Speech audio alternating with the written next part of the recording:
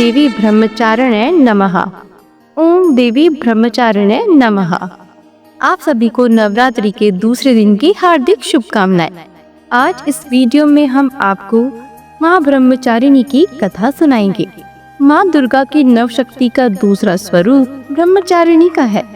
ब्रह्मचारिणी नाम दो अक्षरों से मिलकर बना है, ब्रह्म और चारिणी। यह ब्रह्म का अर्थ तपस्या से है और चारिणी का अर्थ है उत्साह से भरी हुई नारी। शास्त्रों में ब्रह्मचारिणी का अर्थ तप की चारिणी अर्थात तप का आचरण करने वाली बताया गया है। माँ दुर्गा का यह स्वरूप भक्तों और सिद्धों को अनंत फल देने वाला है। देवी का यह रूप पूर्ण ज्योतिर्मय और अत्यंत भव्य है। इस देवी के दाएं हाथ में जप की माला है और बाएं हाथ में ये कमंडल धारण किए है। न कि उपासना से तप, त्याग, वैराग्य, सदाचार और संयम की वृद्धि होती है। धार्मिक माँ ब्रह्मचारिणी की पूजा करने से जीवन में तप, त्याग, वैराग्य, सदाचार और संयम प्राप्त होता है। माँ ब्रह्मचारिणी की पूजा करने से आत्मविश्वास में भी वृद्धि होती है। शास्त्रों के अनुसार देवी ब्रह्मचारिणी मंगल ग्रह की शासक है और भाग्य की दाता है और अपने भक्त के सभी दुखों को दूर करती है। मंगल दोष और कुंडली में मंगल की प्रतिकूल स्थिति से उत्पन्न समस्याओं को दूर करने के लिए माँ ब्रह्मचारिणी की पूजा की जाती है। जीवन की सफलता में आत्मविश्वास का अहम योगदान माना गया है। माँ ब्रह्मचारिणी की कृपा प्राप्त होने से व्यक्ति संकट आने पर घबराता नहीं है। चलिए आपको सुनाते हैं ब्रह्मचारिणी माता की कथा। सती के रूप में यज्ञ की अग्नि में स्वयं को भस्म कर देने के बाद देवी ने पर्वतराज हिमालय की पुत्री के रूप में जन्म लिया। उनका नाम पार्वती या हेमावती रखा गया। जब वह बड़ी हुई तो ब्रह्मा के मानस पुत्र नारद जी ने उन्हें बताया कि अगर वे तपस्या की राह पर चले तो उन्हें पूर्व जन्म के पति भगवान भोलेनाथ ही पति के रूप में मिलेंगे। और नारद जी के उपदेश से भगवान शंकर को पति रूप में प्राप्त करने के लिए घोर तपस्या की थी।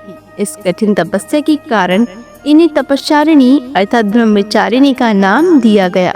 1000 वर्ष तक इन्होंने केवल फल फूल खाकर बिताए और 100 वर्षों तक केवल जमीन पर रहकर शाक पर निर्वाह किया।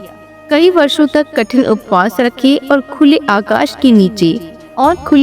के नीचे वर्षा और धूप के घोर कष्ट सहे 3000 वर्षों तक टूटे हुए बेलपत्र खाए और भगवान शंकर की आराधना करती रही। इसके बाद तो उन्होंने सूखे बेलपत्र खाना भी छोड़ दिया।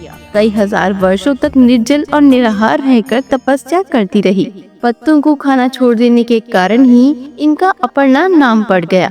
कठिन तपस्या के कारण देवी का शरीर एकदम क्षीण हो गया।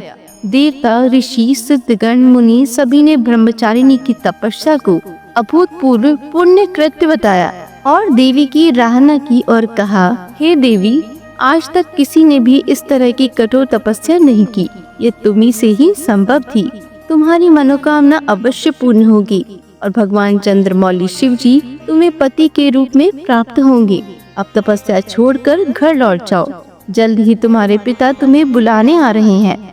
कठोर तपस्या के कारण पार्वती माता को ब्रह्मचारिणी के रूप में जाना जाने लगा और भगवान शिव ने उन्हें पत्नी रूप में स्वीकार किया। इस देवी की कथा का सार यह है कि जीवन के कठिन संघर्षों में भी मन विचलित नहीं होना चाहिए। माँ ब्रह्मचारिणी देवी की कृपा से सर्व सिद्धि प्राप्त होती है। दुर्गा पूजा के दूसरे दिन देवी के इस रूप की उपासना की जाती है। चलिए अब आपको माता ब्रह्मचारिणी की पूजा विधि बताते हैं। सुबह प्रातः उठकर नित्य कर्मों से निवृत्त होकर स्नान करें। स्वच्छ वस्त्र धारण कर पूजा स्थल पर विराजें। माँ दुर्गा के इस रूप माँ ब्रह्मचारिणी की पूजा करें। उन्हें अक्षत, फूल, रोली, चंदन आदि अर्पित करें। माँ को दूध, दही, घृत, मधु और शक्कर से स्नान कराएं। माँ ब्रह्मचारिणी को पान, सुपारी, लौंग भी चढ़ाएं। इसके बाद मंत्रों का उच्चारण करें। हवन कुंड में हवन करें। साथ ही इस मंत्र का जाप करते रहें। ओम ब्राम ब्रीम ब्रूम ब्रह्मचारिणे नमः।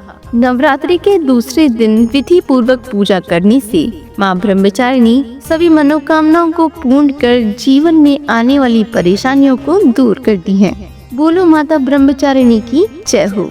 आशा करते हैं आपको ये कहानी पसंद आई होगी। इसी तरह की और भी वीडियोस को देखने के लिए हमारे चैनल को लाइक, शेयर एंड सब्सक्राइब जरूर करें। धन्यवाद।